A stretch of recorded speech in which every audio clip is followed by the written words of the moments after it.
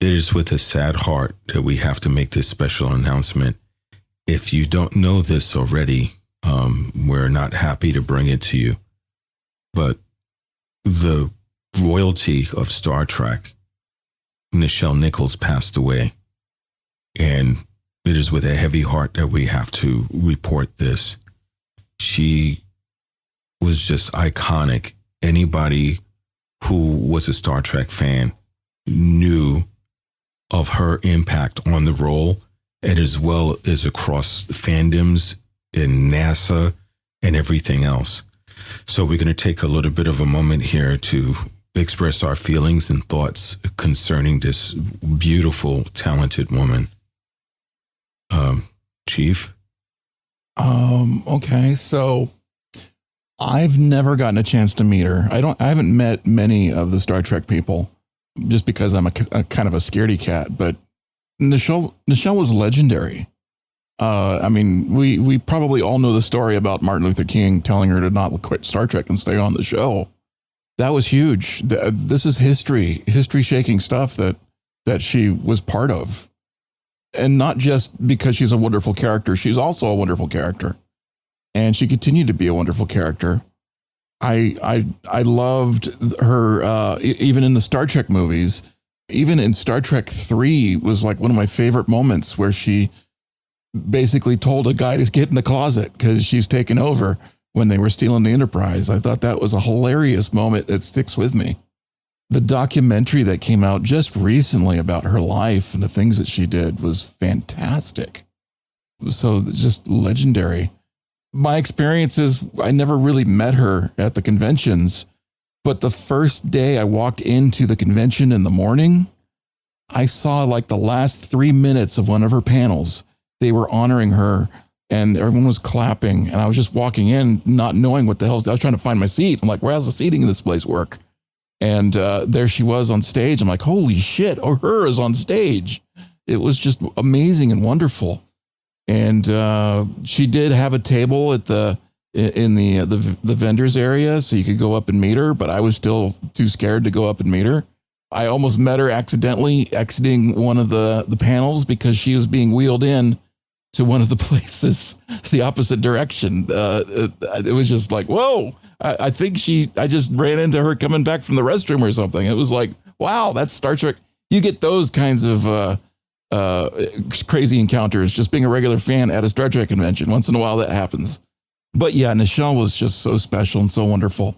And I hope she must have had quite a comfortable life after the fandom and the Starstruck stuff, the Star Trek hits.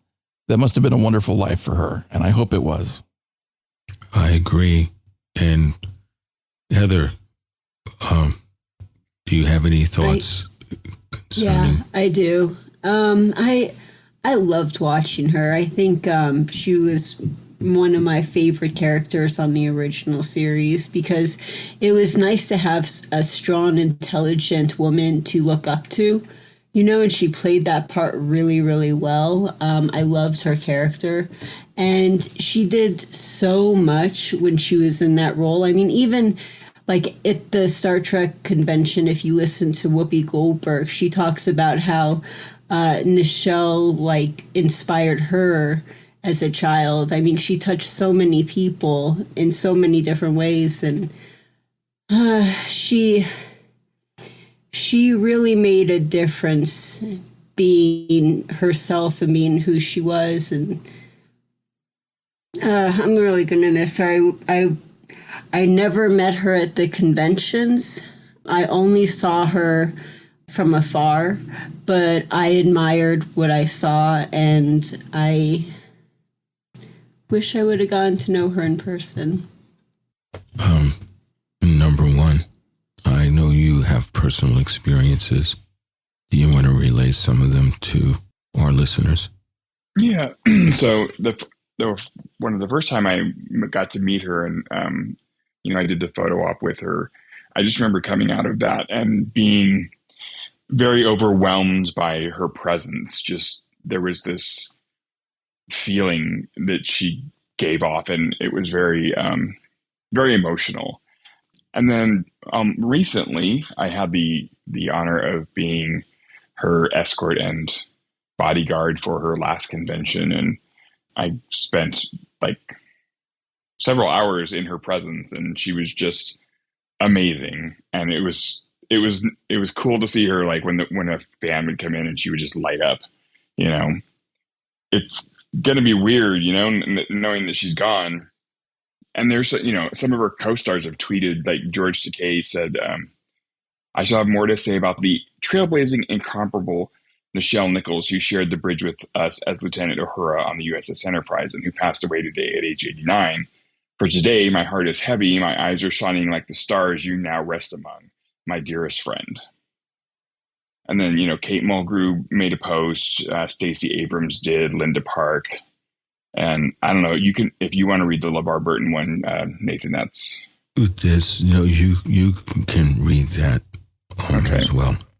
So LeVar Burton said, y'all, Nichelle Nichols, her Twitter handle, heartbroken at the news of her passing. However, I am comforted in the knowledge that she illuminated the way for so many of us with her grace, beauty, talent, intelligence, and her commitment to humanity, going boldly to the stars. So the impact is being felt. I mean, it's like Facebook and Twitter are just like buzzing with posts and, people remembering her and how kind she was and what a presence she was. And, she was the first Black woman in a position of power on TV where, she wasn't seen as a maid or a slave. And it was huge. And the world is definitely a darker place without her. Nichelle Nichols, when I first started going to convention, she was like my Moby Dick. She was the one celebrity I wanted to meet. And Patrick knows this story. Every time she was at an event, I would show up and just miss her. And it got to the point where I would show up and say, oh, she just left an hour ago. Oh, she just left a half an hour ago. Oh, well, you just missed her. Do you she remember was here the first 15 minutes ago. convention? Yeah, the first convention you came in and she had just left 5 minutes before you got there. I got there and it's like, that's a really good perfume. That was Nichelle Nichols' perfume. She literally just left and I had to do a William Shatner con. No! But when I finally did a chance to meet her, I actually got on my knees in front of her and told her that what she meant to me and how it was an honor to meet her. And I was to get an autograph, and she wrote on the autograph, no, Nathan, it was an honor to meet you, and how she held my hand with that. And just over the time, as Patrick said, we had a chance to engage with her a couple of times. There was a kid who was celebrating a year of being cancer-free. And I asked her, would she mind doing a video? And she made a video for the kid for his birthday, congratulating them on being cancer-free. That was just the type of person that she was. She was just very gracious, just a wonderful human being. And as number one said, she was an inspiration for me when I was younger. To see her on TV, like Martin Luther King said, to see her on TV made me realize that, yeah, Black people made it to the future. We were out there. And they gave her command of the ship in the animated series. And not only did she just kind of, as people try to belittle, answer the phone, when the console blew up, she was under there being technical, fixing her own console. So it's just amazing. It is, the world is indeed a darker place. And I'm not upset seeing the tons of photos that are going to be across all the feeds on Facebook, Twitter, as well as Instagram of the type of woman that she was and will continue to be an inspiration. If you're not aware, she single-handedly revitalized NASA's quest to get astronauts and female astronauts. It's just, she was amazing and tireless on her pursuit of fair play, equality, and everything else. So that's why, as a group, we wanted to get together and put this out and give a little bit of story and background on our interaction and how much she meant to us on Starfleet Underground. And if Heather can convince me, I will share some of our personal stuff that we have with her dancing and some of the pictures and things like that. So she danced way better than me, so I'm going to answer that question right off the bat because I can't dance. I got this triple here, and it seems very interested in wanting to meet you. So we might have to get together because I think the triple. That's not the one that attacked my ankle with the knife, is it? That's exactly the one. I don't think I'd like to have that. In honor of her, we're going to name the holodeck 4 the Lieutenant Uhura holodeck set of holodeck. What is it? 47? What name did we give it? That was boring. I just thought it was holodeck 4. Okay. It's no longer holodeck 4. I have decreed it. It will be the Nichelle Nichols or Lieutenant Uhura holodeck, which means that I want you to lock it down. There will be no porn on that holodeck. Yeah, we never had porn in the 4th one. It was always in the 1st one, so everyone got it done in the 1st one. Oh, yeah, that's right, because Patrick always hated cleaning out the color filters in the first one. Yep, yeah. We changed it after that.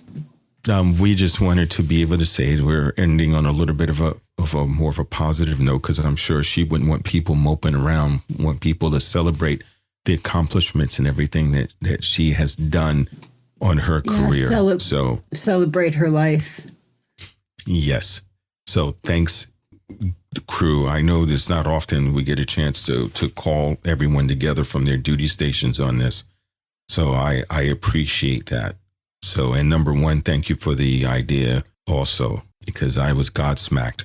So yeah. It wasn't my idea. It was Rocky's. Well, thank you for correcting me. That's why I need you to be instant correction. You're welcome to take credit, sir, if you want to. That's all good. No, thank you, Chief, for giving the idea, because... Well, it was so weird, man. I mean, somebody posted it on Facebook, and then you hit our internal chat right after that. And I'm just like, wow. And yeah, because it came out of nowhere. Nobody knew she was sick or anything. It's just, she's gone.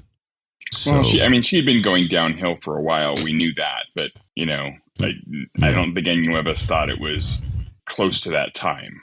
No, but at least we had the honor of being on her farewell and to be able to escort her back and forth. So that was something that memory is going to last a lifetime. Yeah. So thanks everybody for listening for this impromptu Starfleet Underground. If you have any memories you want to share or anything you want to say, please go ahead and send us an email at thecollective@starfleetunderground.com. That is thecollective@starfleetunderground.com. And also you can feel free to post on our YouTube channel. There's underneath the live broadcast. Make sure you reach out to us. And I normally always say of my byline or my exit line. I'm not going to say it this time. I'm just going to steal a line from Bill and Ted's Excellent Adventure. Just be excellent to each other, because nobody knows the time in which we'll get called away. Thank you for listening. And now for the regular podcast. Starfleet Underground. Every week, we'll take a look at the latest Star Trek news and then check out a current or classic episode of Star Trek. Coming back from a mission, Lieutenant Reed realizes he left his communicator on a pre-warp planet. Going back to retrieve it, Archer and Reed get arrested, first suspected of being enemy super soldier spies, then suspected of being aliens, which is worse because that's when the anal probing starts.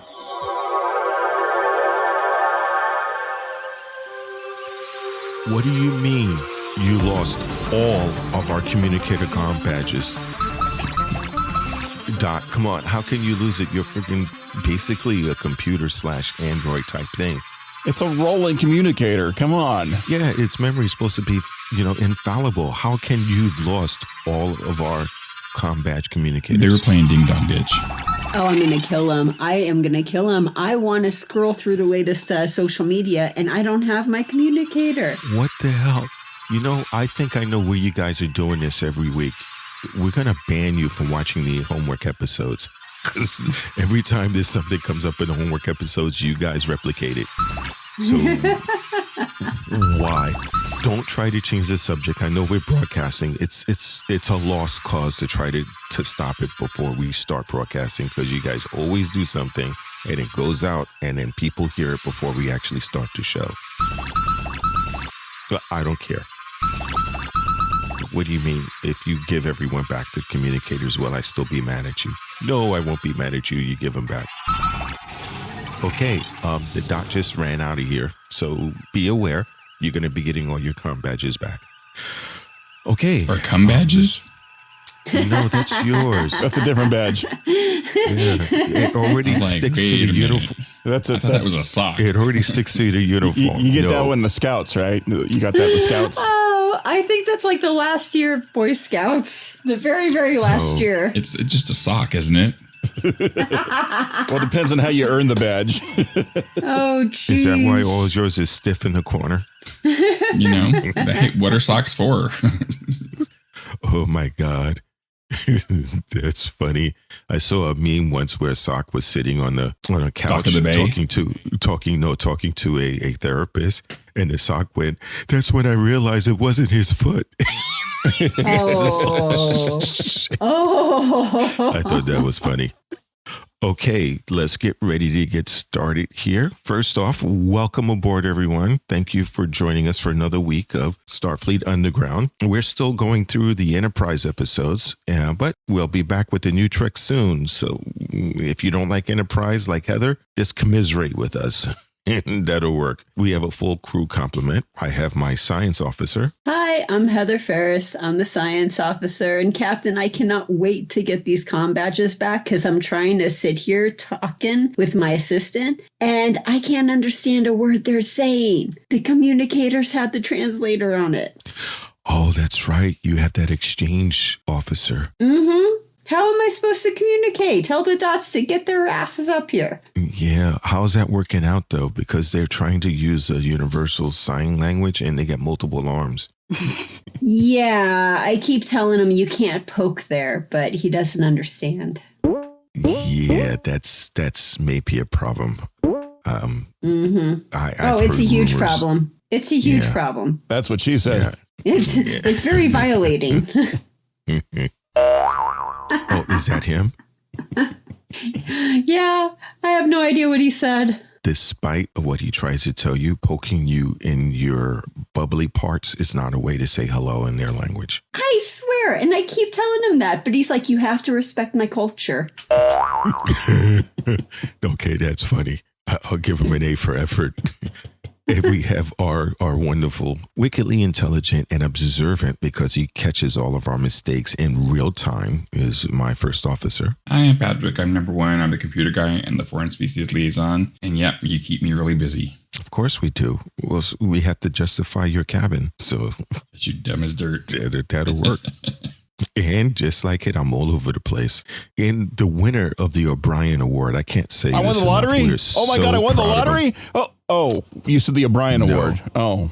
Yeah. Yeah, the lottery was won by someone in Chicago. So, well, little backstory serious? on that. Yeah, they won the entire the whole $1.38 billion. Holy cow. Just a few extra bucks.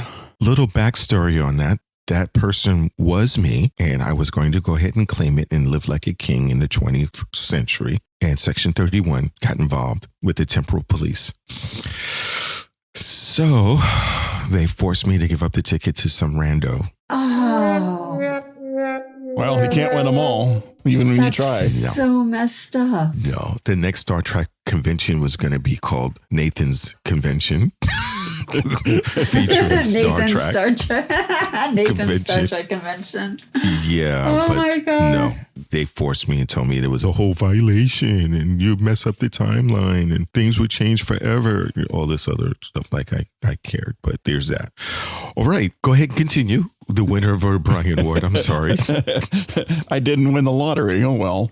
Hi, everybody. I'm Rocky. I'm the engineer of the show and the ship. And I've just been having a fun time this week with the he's a 10 meme, which I don't know where the hell that came from, but everyone started doing it. And I'm like, okay, fine. I'll put a couple up myself. So I got one of Scotty. You know, he's a 10, but he can't change the laws of physics. And okay, can you explain this to me? Because I'm not getting this. I'm not getting it either. I'm just copying what I saw on Twitter.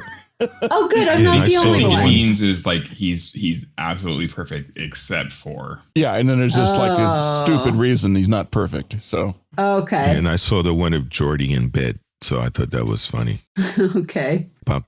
He's a 10, but how he sleeps if the warp nacelles are perfectly aligned. So I see them across the feed. You got to try another one, man. That wasn't funny.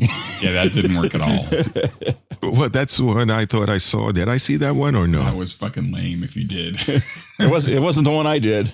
And no wonder it was lame. I did the one with Tom Paris. He's a 10, but he drives too fast. Oh, yeah, I and saw the that second one. picture was, Threshold. Yeah, I saw that one with the critters on the ground. Yeah, the lizards. Yeah. Yeah, Instagram is really fucked up their feed and everything looks shitty. I heard they're changing it back. Oh my God, mine was horrible. I hope so. They changed it back on my phone. It went right back to normal. I'm like, yes. Okay, good. This also, if you're below the age of 18, and that it really depends. I just realized 18 is Earth standard years. If you're considered an adult on your planet, you can listen to this podcast. If you're considered a child in any planet, anywhere in the known quadrants, you cannot listen to us. Okay, so turn off the translator, leave the room, and stop listening to us because we are not your parents. We are your parents. I'm trying to figure out if the Bynars are old enough because they don't look like they're tall enough to listen to our show, but they're in binary. So the year conversion is like,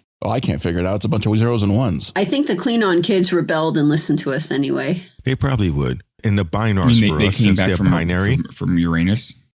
No, not you. Not bad joke. Don't confuse the Bynars and the Klingons, everyone. That can be really awkward. And the Bynars for them, since everything is binary, it's either we're funny or we're not. There's no middle of the road. They don't chuckle. Either they laugh hysterically or they just stare. So, just like now. It's all good, sir. Yeah, there's that. Or let me go ahead and start doing pay our bills, so to speak. First off, thank you for being a Patreon member because we are supported by our Patreon. So we had one that came up and sat with us for a while. So a shout out to Lana, who came by the San Diego Comicon table and spent a lot of time with us. So that was really nice. So hi, she explains the method and how she listens to our show and how we provide great entertainment. What she's wearing while she's listening to our show? Yeah, but that was she is married. Said out loud. What's Andy doing when he's listening to the show? Yeah, he uses a sock. So. Okay. That's all I need to know. Thank you. Thank you. And also thank you to all of our listeners that are out there as well, because your continued listening to the show and our increased exposure really helps. You want me to take this off and increase the exposure? I can take my shirt off. Yeah, we had to get one of those cameras with the fish lens to get all of you in there. So there was that. Okay, we got the homework out of the way. Oh, dang it. Almost forgot. We're also brought to you by Section 31. Which I am really mad at because the whole lottery incident. So we won't talk about that for right now. But I am still really ticked off. Okay, next, we have any corrections? Huh? Were we flawless? Did I get my news? We didn't do news. We didn't go to news We're not yet. on the news yet. We're still just introducing ourselves. Put down the sock and back away. We usually don't do corrections until after No, the corrections news. is before the news. No, it's not. I'm looking at the template. I have a correction. I don't see anything. Nothing in subspace. Okay, but my science officer has one. Yes. Okay, so I get all excited when people put corrections on comments under our YouTube videos. So I got all excited when I saw this. On the last episode, when we did Star Trek parody, I was talking about the Star Trek porn parody, and I said Worf got an ensign, like some random ensign. She was not random. That was Roe. That's what someone was like, what the hell are you talking about, dude? How could you not know Roe? And I'm like, I don't know. Shrugging shoulders. Like, Roe is awesome. You can't not get she's Roe. the Bajoran. Yeah, she's the Bajoran. She's a Bajoran with a bad attitude. Well, I just want to say that a pro post was the one that pointed that out because I didn't realize that. So thank you very much. Thank you, pro post. Thank you so much. It warms my heart to know that there's a bunch of people that watch porn like the rest of the crew. Yeah, when you need a when you need a hoe, get a row. See, that was the phrase that goes along lower decks. They said you got to catch her in the right mood, though. She'll cut you down. The most optimum combinations was the episode where they forgot their memories and she hooks up with Riker. Just like, we must be together, right? I can't, there's no possible way we're not together. Like, okay, we're together. Let's go.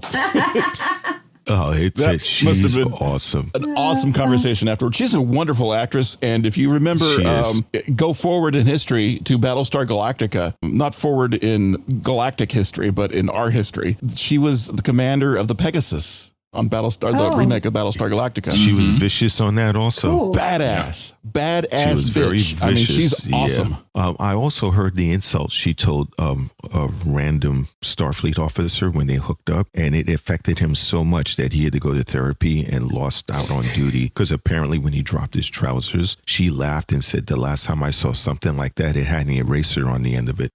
So it kind of really destroyed his confidence and everything else. So there's that. Okay, now that we did all that in the corrections, and this is the right method of doing it there, number one, we're going to go into news of the week. So because you attempted to insult me, once again, Heather goes first. So what do you got for news? So this week, my news is at Comicon, the San Diego Comicon 2022. The Star Trek science consultant, Dr. Erin McDonald, recently had an interview and told what she did behind the scenes on multiple shows. So Erin McDonald is an astrophysicist and a science educator, and she said that everyone uses me differently. I'm sure she meant that in a non-sexual way. She said Discovery is way more on the science side. They're like, we want to have scientists doing science. She is involved in the development of the plots for the seasons. She works all the way through post-production and getting the graphics right, getting equations written, star maps laid out. And it's a lot of fun, she said. That's where she does the most work. Lower Decks, she does the least amount of work, where she's like, we're animated. We could get away with a lot more. And we just want to have weird energy creatures. So basically her role in Lower Decks is just checking words and calibrating like what they say. She tweaks like a word here and there. For example, using falling instead of getting sucked into a black hole. So it's just little nuances and minor dialogue changes. You mean you don't get sucked in? It's not that kind of sucking. Oh, I was getting more excited to take that trip the next week. Well, remember when she was talking about a pencil dick? That's what happens when you get near a black hole. Oh, dear. Yeah, it gets really, really long and thin. So on Strange New Worlds, it's more of a word salad. They use like word salads. And they want her to just slightly tweak things here and there. For example, instead of using the word evolve between what happens over generations, they use something more like metamorphosis. So it's using different words instead. And if you want to read the entire article, we have the link in the description below or in the show notes. And then it gets really quiet. Someone got sucked into a black hole. Put your sock down. No, I was waiting to see if everybody was done. I do not do like most of our listeners that have socks when she speaks. So there. I do not do that. Just like the other part, they listen and have their socks when they listen to you speak. So this is why it's your turn. What news you got there, number one? Sure. Okay, well, at San Diego Comic-Con, Alex Kurtzman has said that there have been some discussions about bringing back some Deep Space Nine characters. And if you watch Lower Decks will be visiting Deep Space Nine in season 3. Shot. So we may see some familiar faces there. And what he said that I'm going to try to answer your question without revealing anything. I think you're always having conversations about the history of Star Trek. And obviously, Sisko is a critical figure for everybody. So conversations definitely have been had. So suck on that, man. We might be getting some Cisco. So it's not that we're just all thinking about it. They're thinking about it too. And they talking about it. I hope so. I really hope so. I would love to see him come back. I mean, can we get some Major Kira? Hello? Some Quark? Yeah, that would be really awesome if they do that. It would be nice because I understand why they put Cisco in the wormhole to be a Bajoran god, because he really didn't want to come back on the show, but people change their minds over time. So maybe at least he'll lend his voice talent. That would be really, really cool if he does that, if they do some sort of way like that, or even like with Chirac. I think that would be cool. That's how they got Captain Janeway to come back on, because she was first she was like, no, I'm not doing that again. And they're like, okay, we'll just do an animated version where all you have to do is your voice in your closet at your home. And she's like, well, okay, if you put it that way. And now she's talking about actually doing a live action. So yeah, because it brings back memories, and obviously they had a fun time on the set. So yeah, and I heard that she talked to other people, so that's nice. That's It'd be cool if we news. could get some Gul Dukat or some Garrick. Man, I would love that. Fucking love Garrick. Or one of the many Jeffrey Combs characters. Hello. That would be so amazing. Wayun 23. Right, I know. Oh my God. That would be funny, a Wayun convention. Chief, what do you have? Oh, that's awesome. Let's see. What the one thing I just want to briefly talk about, because, I just got all excited on the thought of Kate Mulgrew, doing voiceover work in her pajamas, and now she's going to be in front of a camera, in front of people again. That'll be awesome. But I'm like heavily influenced. Yes, exactly. I'm heavily influenced because we can do this show in our pajamas, but now I'm going to actually go do an appearance in person at the Star Trek Las Vegas convention. So I'm appearing with the NerdTrek people, and they've got a panel on the Sunday of that convention. And that's just, going to be really either terrifying or awesome, or maybe both. Leave your sock in your room. Oh my God. You put your socks on your feet, sir. Yeah. Okay. Well, while you're talking about that, I just want to say too, because I didn't say it on the last one, I was a guest on NerdTrek's show. We did First Contact, and we commented about that, and it was really a lot of fun. There's 2 parts, so go check that out. Yeah, that's sure to drop any moment now, because I'd started the second I heard Heather was going to be on the show. I'm like, oh, I got to refresh my feed. What are they doing? What are they talking about? And they were just talking about the ending of the Next Generation, and they were saying, next we're going to do the movies, but they didn't get to that part yet. So the show hasn't dropped yet. So that should be pretty soon. So they're dropping it like a deuce? Oh my goodness. That's how I feel about your panel at the Star Trek convention. Because I'm like, can someone please record this so I can watch it? That would be pretty cool. Anyway, my real news, I actually have real authentic news, because it was actually on my local ABC7 TV channel. William Shatner was down in Gilroy, California. So that's about an hour away from where I live if there's no traffic, at Pacheco Pass Highway. There's a fruit stand there. And he left his wallet in the corn bin at the fruit stand. The staff that was working there, they were too young to actually know who Shatner was, so nobody freaked out or anything like that. But the owner of this place, like, you have Shatner's wallet? He's like, oh my God. That's not how he said it. He said, you have Shatner's wallet. And then he texted his friend at the Gilroy Police Department, and then they teamed up with the Santa Clara Sheriff's Office, and I guess it was a competition back and forth between the police officers to contact the Beverly Hills Police. Oh my God. To contact them to say, hey, Shatner, we got your wallet. Eventually, they FedExed it back to Shatner's agent, and Shatner actually tweeted out a big thank you to B&T Farms in Gilroy. So if you saw that tweet and you're wondering what the fuck was that about, that's what it was about. Shatner left his wallet in the corn bin. Cheap bastard. He could have gave a monetary reward. Well, he bought ahead of time. So apparently what happened is he paid ahead, and then that's how he left it in the corn bin. Is apparently he set it down in the corn bin, and he was already paying them while he was gathering stuff, and then he picked up and left, and they already had this money, so it was all good. Apparently he bought 4 baskets of chilled cherries, because maybe someone's making a cherry pie or something or other, and $2 worth of corn. That's the whole news story right there. I would love to have been at his place when he goes, I know I have my wallet. It was right here in my pocket.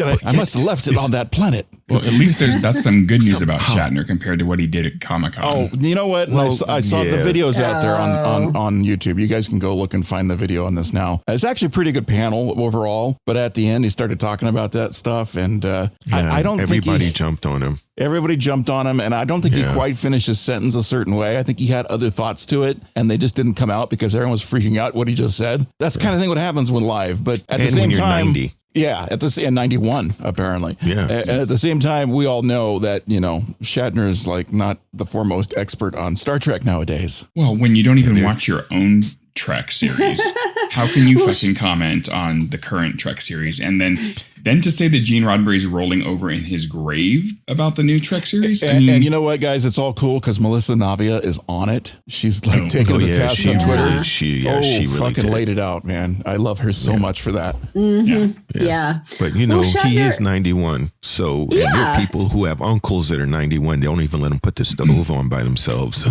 On a positive Shatner note, though, during Comic-Con, I was able to attend his handprint ceremony at the Theater Box, which was relatively nice. I mean, he only talked about himself mildly, but it was kind of cool. We got all the cosplayers who were there. We did a group photo with him, and then he gave us some pre-signed photo with the blue rocket, whatever, in the background. You mean the penis rocket? Well, it didn't look as much like a penis as it does in real life. We can substitute and Photoshop that. Yeah, we can Photoshop that for you. They only wanted one dick in the picture. Well, put a sock on it if you do. Okay, Heather, you were getting ready to say something? Sock on it. Oh, I was just going to comment that Shatner was an old man, like what you were saying, but it was going to be back in my day, our Star Trek was good. It wasn't like this new Star Trek. That's just how I imagined him to be. If you read through... Okay, Seth Meyers. If you read through Will Wheaton's book and you get to the Shatner incident in his book, when Will Wheaton met him for the first time, he had a horrible experience. Because Shatner was all, I didn't have a kid on my bridge, this kind of thing. So Shatner was an old grumpy bastard 20 years ago, easy. 40 years ago, easy. It's like, in my day, I stole people's lines and they liked it. And oh my God, yeah, that's another book I read where, he's a fucking line stealer like crazy. Mm-hmm. Yeah.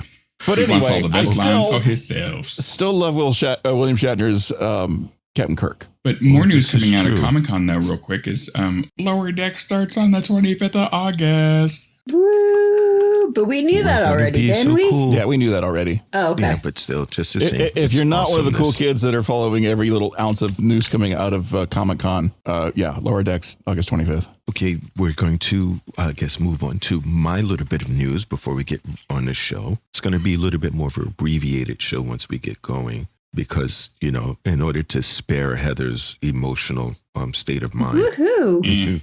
So, Picard, Star Trek Picard. Oh. It's Star Trek Picard, which a lot of people love to suck, but there's a lot of people who also love it. They won a Scribe Award. So, Rogue Elements won a Scribe Award, and they were the winner at San Diego Comic-Con. So that was really cool. So it's dedicated to enhancing the professional public image of tie-in writers in all genres, which is tie-in novels, books, comic book, short stories, and everything. And they won. Rogue Element, which is, if you're wondering why you never saw a Picard Rogue Element, because it wasn't a series, it was actually a book. And you can get it on Amazon or anywhere you usually buy your books. And I'm a little disappointed because I know I have two voracious readers here, and my number one never told me about this book. Neither did my chief engineer. Well, I was busy getting the 45 books that I got from Comic-Con. I'm reading Trek manuals mostly, so... Yeah, but the author is John Jackson Miller. So if you want to go pick that up, go ahead and pick it up, and maybe on our YouTube channel or send us an email to the collective at starfleetunderground.com and tell us what you thought, and we'll give you a review on the show. So thank you very much. And we're going to go into the review for Enterprise, and thank God it wasn't as bad as last week's. So take it away. Okay, so the episode we watched was Star Trek Enterprise Season 2, Episode 8, The Communicator. Teaser. Damn it. Lost my phone again. Siri, where's my phone? Archer, Hoshi, and Malcolm return from visiting a pre-warp culture. Malcolm realizes he lost his communicator. It had all the apps I liked on it. It had all of my pictures. I don't want people to see those pictures. All those porn pictures. Did you ever activate Find My Friend? No, I didn't. I don't know where it is. Maybe Hoshi could do a Find My Friend on my phone. Dude, where's your phone? Where's my phone, dude? Mm-hmm. Watching that, I completely felt the panic that he was feeling because I recently lost my phone. And I'm like, oh, where? I literally spent the whole day like driving to 3 different locations looking for my phone, and it was anxiety ridden. Yeah, but you losing your phone is not going to corrupt a pre-warp civilization. So they were feeling even more anxiety. Yeah, just a tad. Just a tad. Yeah, because they were looking under the seat cushions. They were looking all over the place. That's next section. Oh, sorry.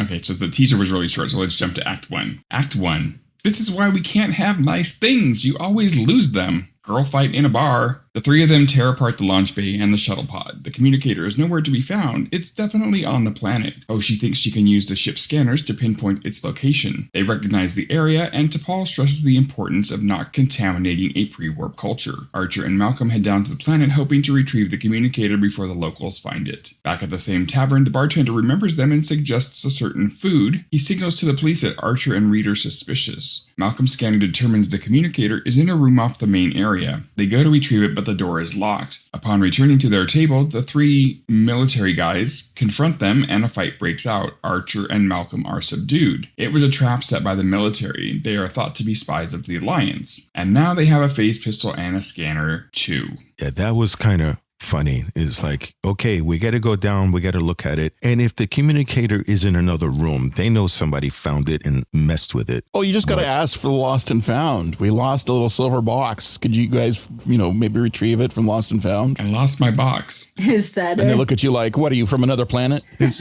is what I know. I love my crew because either one of my command staff here would automatically picked up with situational awareness that there are people staring at us for some reason. Mm-hmm. There's just too many people looking at us. And so, yeah, and if it's in a room, yeah, you know something's going on. So if that was pretty wild. I would be like, well, we just got back from a long walk and taken off all of our cosplay. Did I forget to put like part of my ear back on or like half of my forehead back on? Did I forget something? Maybe the nose. Always empty your pockets before you go back to sickbay and get your face reconstructed. Mm. Ah, is that it? That's it. Because you just don't know if you happen to be missing something.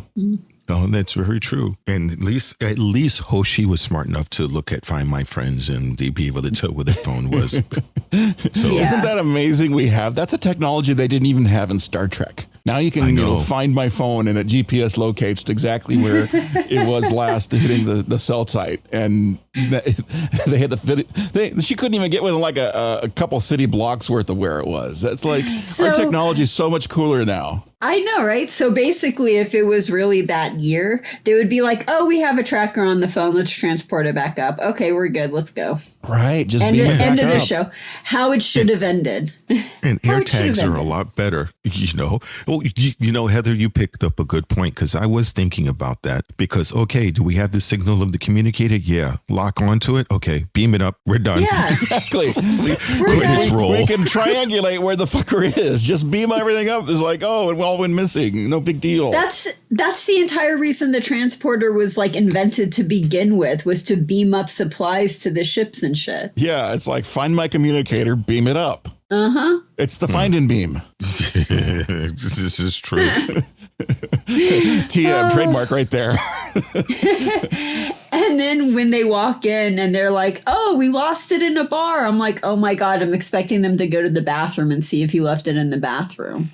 Yeah, they should have. But it's just like a lot of people, if they put stuff in their pockets and isn't deep enough, when you go to slide out the bar things will have a habit of falling. That's why I always check once I slide out, there's anything there. Yeah, so, in between the cushion seats. Yeah. Let's talk about this bar, though. It had beads in the doorways. I loved the beads in the doorways. I mean, was this an episode of the Brady Bunch or what? They didn't have lava lamps, though. That would have added to the ambiance. And there's no band playing on this one either. These bars need to have some bands playing. But the aliens around them, all of the aliens look like ass crack species. Yeah, they did. But they go there and aliens. It's covered that it was a trap. And this is like, wow, okay. And, what are you guys going to do? And where's your extra communicator? You couldn't signal. You couldn't do like a emergency triple tap on the side for 911 Enterprise come get us. And, but if you're going to be in a bar fight and they're going to catch you, there's at least some point where you just got to fucking take your phaser out and stun everybody. But no, they just sit there and let them take all that too. I'm like, dude, come on. What are you guys doing? They're like, we can't terminate it. We have to act normal. It's better to have the story of 3 weirdos disappeared in a phaser fight than look at this new technology. Our enemies must be developing the super high-tech technology. Especially in a bar. If you say the people disappeared and everyone's in a bar, you're all going to think like everyone's drunk. Everybody disappears after going to a bar. It's kind of one of those things. It sucks, right?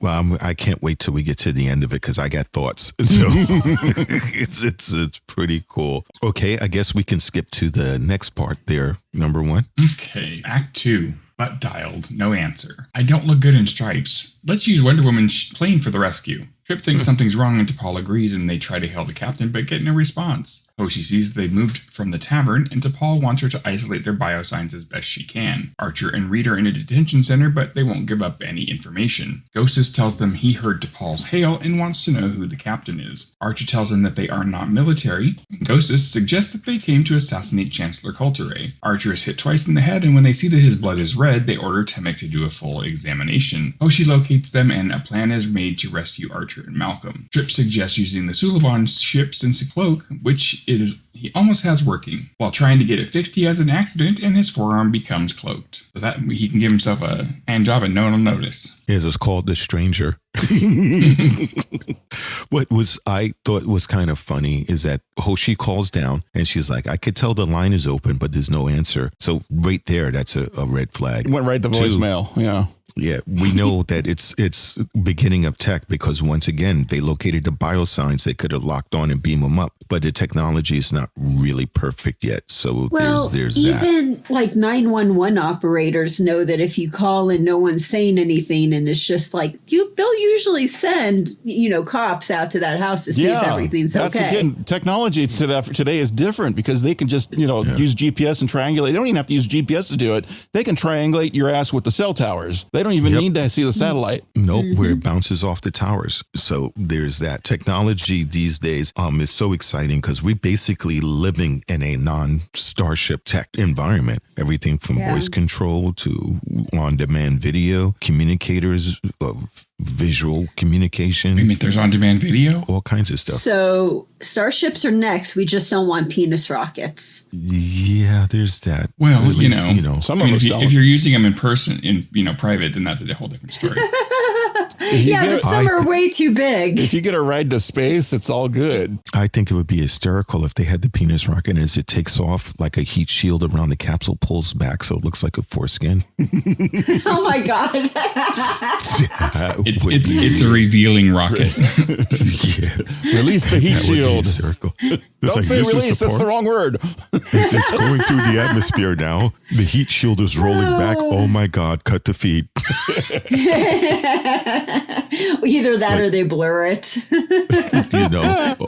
That would be funny. But you get Archer and them, they decided that, okay, we're not going to answer. And so these guys are going to go full Gestapo and beat them. Yeah, no, they're going to go full Gazpacho police. Yeah, and they beat him, and then they get shocked because this is the one element of this episode that I like because people just assume maybe everybody's red. Mm-hmm. I mean, everybody's blood is the same, and he goes, "Oh my God, look, their blood is red. That's impossible." And he's like, that was cool. Time to send them to an exam. Give them the full exam, and you know what that means? Anal probe. They both got anal probed. They went up there and they looked and took X-rays. Doesn't sound like a bad date to me.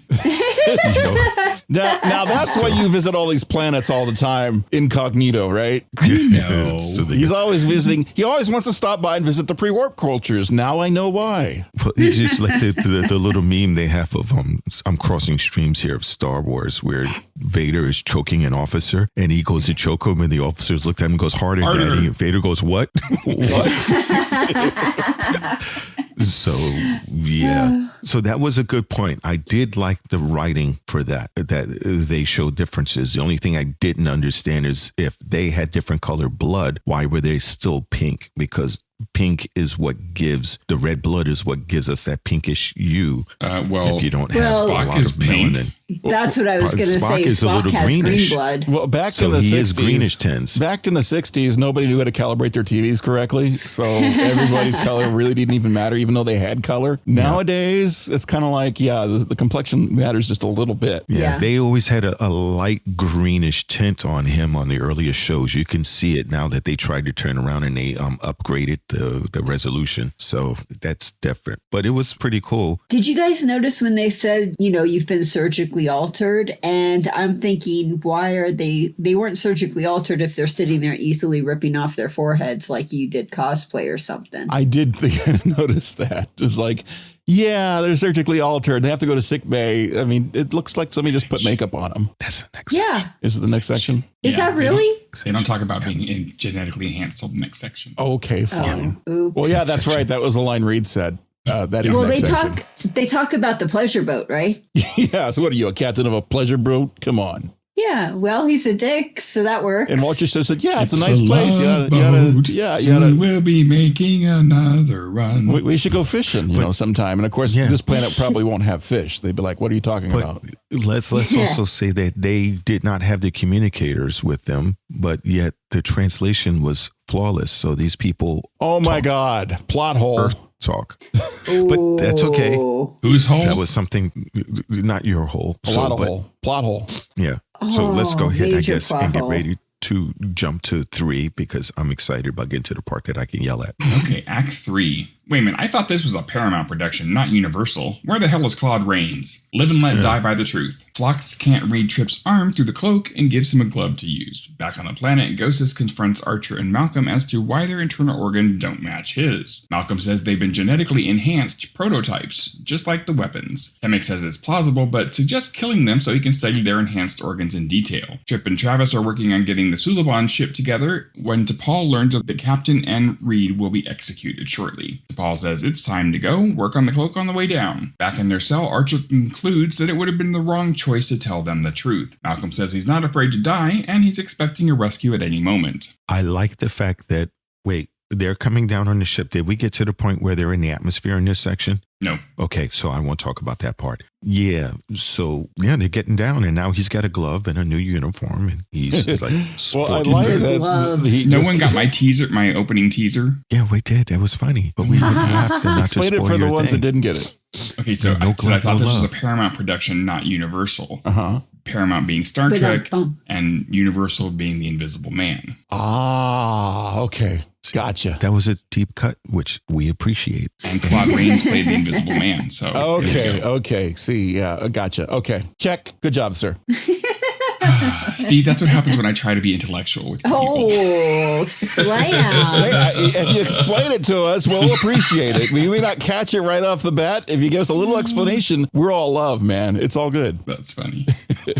Yeah, I love was there. Trip's like, what am I doing with this? I can't see it. It's just like, glove, hello. That was hilarious. He gave him a glove. I love the floating glove. You can obviously tell that was on a string, but they were great. good on a budget. So I thought sometimes that was awesome. The old school real effects are the best ones. Yeah, but that was cool. And I liked Malcolm. Just, you can tell he wasn't good for cosplay or improv because he just comes around, we're genetically altered and makes us superhuman. And my thing was like, what happened? They tell him, okay, let's test it out. Spray him with poison.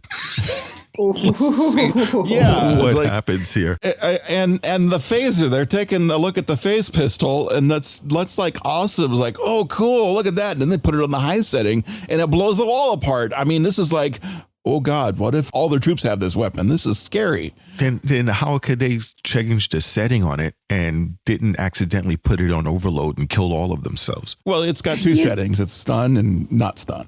I mean, I thought they had overload, you got to really like you double tap the logo or something and make it, swipe left. Crank it to 11.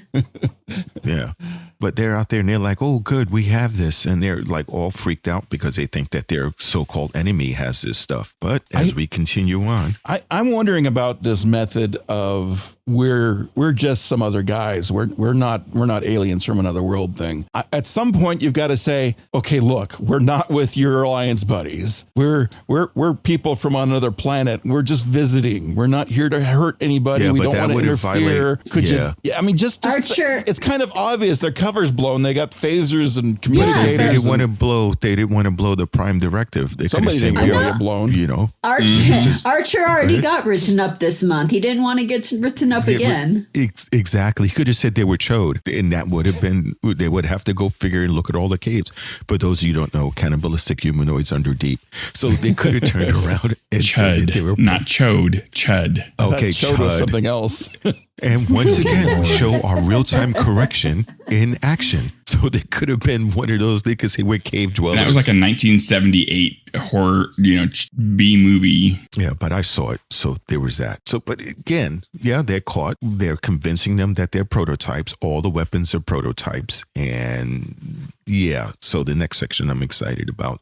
Okay, next section. Okay, Act 4. Was that a UFO? About to be strung up like a Christmas goose. Where did they come from? We're full of surprises. The Suliban ship is intercepted by 3 local aircraft when warp power fails with the transfer of power to the weapons, some automatic action by the ship. Trip fixes the problem and the ship cloaks again. Archer and Malcolm are taken to the gallows where he pleads for Malcolm's life. With the nooses around their neck, they hear a ship approach but can't see it. Trip and T'Pol jump out of nowhere, it seems, much to the surprise of the locals, and engage in a firefight. They get Archer and Malcolm down from the gallows, but Archer must retrieve their technology. He runs out to get it, and then jumps back into the invisible ship and takes off. But Ghostus stands there with his mouth agape in disbelief. Back on Enterprise, T'Pol and Archer both agree that they have contaminated the civilization regardless of retrieving their weapons and communicators. Now they believe that the Alliance has advanced weaponry and enhanced soldiers. T'Pol comments that she was surprised that Archer was willing to die to protect the inhabitants of the planet. She's impressed by his selflessness. Yeah, this episode, first off, I thought was kind of funny. Because you talk about contaminating the culture, seeing somebody fucking disappear in front of you. I'm telling you, it just, don't explain it. Just make it happen. You can always say UFO. I mean, the cows got turned inside out. What happened? I don't know. Must have been a UFO. Oh, well, I mean, it's not going to end the world if they know about UFOs. No, but they're going to have a guy with wild hair on their TV show. I'm not saying it was aliens, but it was aliens. It was definitely aliens. That Susaflacos guy or whatever his name is. Yeah, so it's going to be, because first they get down there, they know they're not aliens, and then they finally get the cloak to work after getting away from those King Kong biplanes with the sparkly lights. They get there and looking at it, imagine, was he the only one to see it? They come out shooting people. And T'Pol is there. A hand in a glove comes out shooting people. And they're like, what the hell? And then they go take up all their stuff. So basically it becomes a conspiracy theory because they're the only ones that really saw it. And 2, now they think that their enemies have some sort of really high future tech, which could go either way. It could go, look, we need to come to something. It could help them not end the conflict. Exactly. They could say, look, there's no way we can defeat these guys because they got this tech. And so we got to come to some sort of terms of peace. They basically pulled a Kirk. Don't taint the culture. We're totally tainting the culture. Yeah, that was funny. Yeah. They did. And I like the way T'Pol, the relationship between Archer and T'Pol is a lot better because at the end of this, T'Pol kind of gently ribs him and gives him a compliment. You were willing to die in order to keep the contamination. That's commendable. And Archer didn't turn around and go, shut up, you bitch. I hate Vulcans. He actually listened. He actually was like, oh, yeah, thank you. Yeah. So you pointy-eared hobgoblin, shut up. Yeah. So it's like, what the fuck do you expect me to do? But it was nicely done. And I think they finally are beginning to show the respect that these two have. And this episode, even though there had some plot holes in it, I think it was a hell of a lot better than the last one. They had some hoes in it? What? I thought it was a better episode. How about you guys? Ugh. Yeah, I mean, it was the overall message too was, about trying not to contaminate and and whether or not to let a pre-warp civilization know the truth as opposed to keeping them in the dark, and which is the lesser evil, So there was a good moral kind of balance to the story this time, and it didn't suck compared to the last two. No, and it makes you think, that parallels to Earth when people say that we're visited by UFOs and everything, and people say that there's no way the government can keep it covered up. They're not keeping anything covered up. There's stories out there left and right. It's just people choose to ignore it. Look at the pyramids. The pyramids are energy devices, apparently. Yeah, well, they actually. I thought they covered up spaceships. But it's so funny. But it was a better episode. I wouldn't say it's on par with the other Treks we've been watching the last couple of seasons. I've got nitpicks, but it was definitely better. I've got nitpicks. Yeah, so do. I mean, when it all comes down to we're going to hang for this, Archer's like, hey, he's my tactical officer. Don't kill him. He can tell you stuff, right? And I'm he's like, trying to save him. How is that going to save him? I mean, yeah, it'll buy some time, but it'll buy some time where he's getting fucking tortured because he doesn't know anything. And he's not going to say anything because he doesn't know anything. I'm just like, oh, thanks a lot, Archer. Now Reed's going to get tortured before he gets killed. It's just like, that's fucked up. Let's see if you can regenerate. Cut off his fofo. Exactly. Oh, let's see. Check out his enhancements now. No. Where's your precious modifications now, see? But yeah, see? Oh, the other one, right in the middle of the battle sequence, where they're in the shootout, Archer starts hiding behind these metal stairs, and the camera angles might have been just slightly off because I'm looking at it going, he's hiding behind stairs that you have the see-through part behind the stairs. So he's not being protected by hiding behind the stairwell. But no. I think the angle of it they're trying to sell. But I was like yelling at the TV at that point. Don't hide there.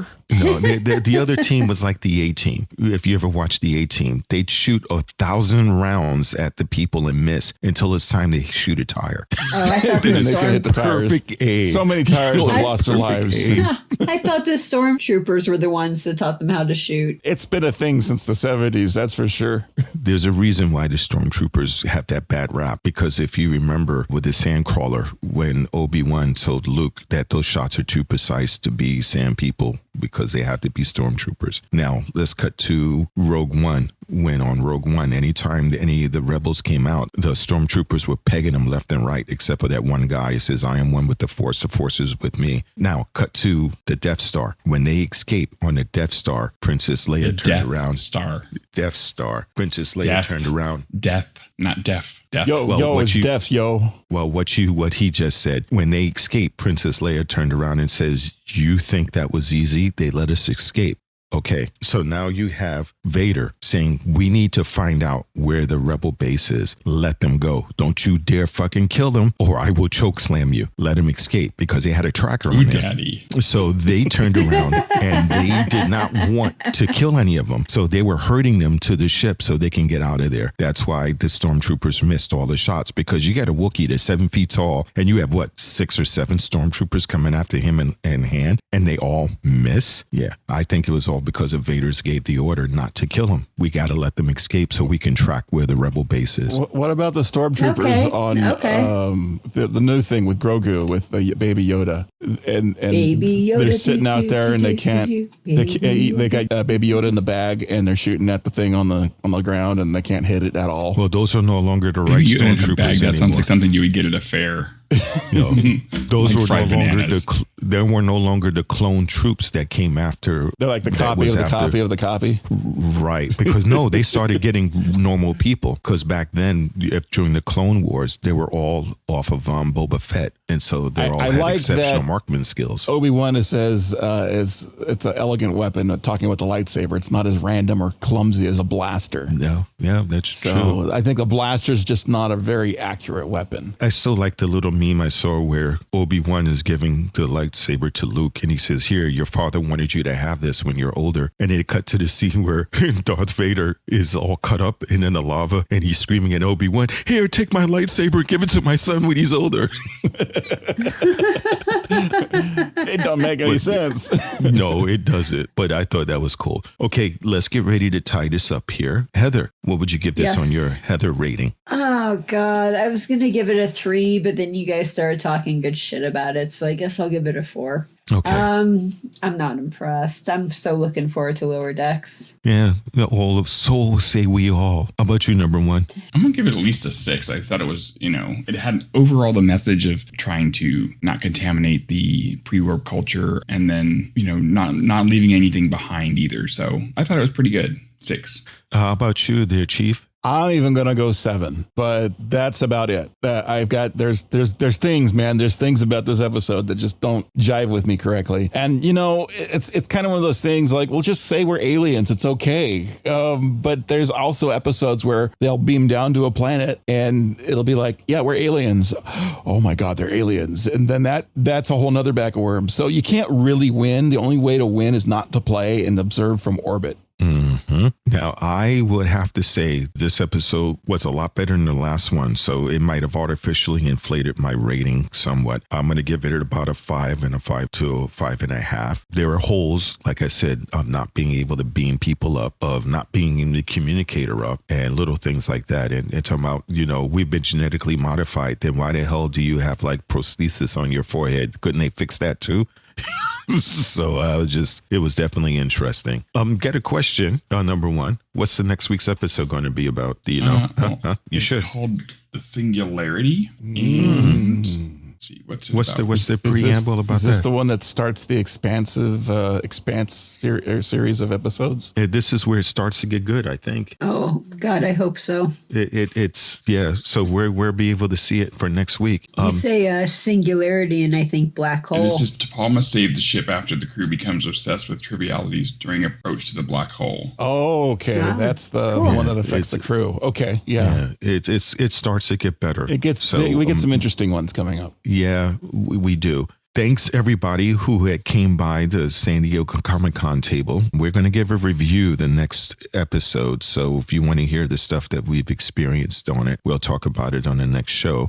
Thank you all for gathering and for listening, especially on premiere day. So thank you to Dat Pimp and what's the other guys? Heather, our Hi, Dom. Dom. How can I forget Dom? Oh, my God.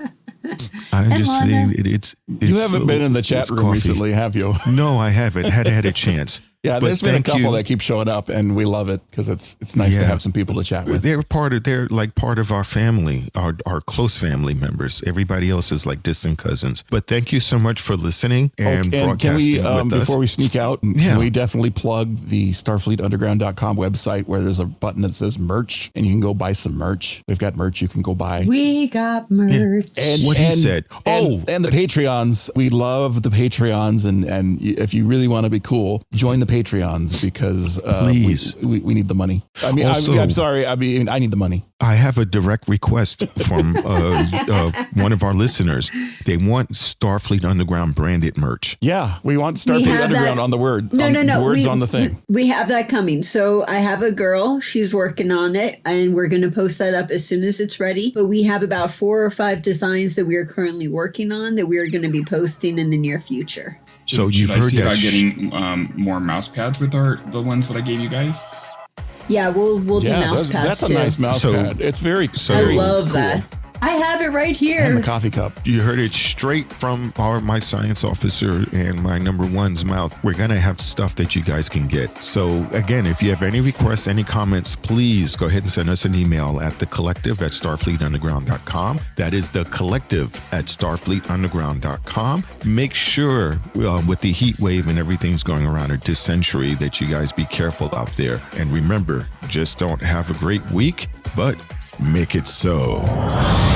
And if you can, support the show by going to patreon.com/Starfleet Underground. Lots of perks to choose from, and you might even like some of them. Starfleet Underground, beaming into a podcast feed near you. Log on to our website at starfleetunderground.com and send your comments and questions to thecollective@starfleetunderground.com. Follow us on Twitter at StarfleetUnderG and on Facebook and Instagram, we're Starfleet Underground.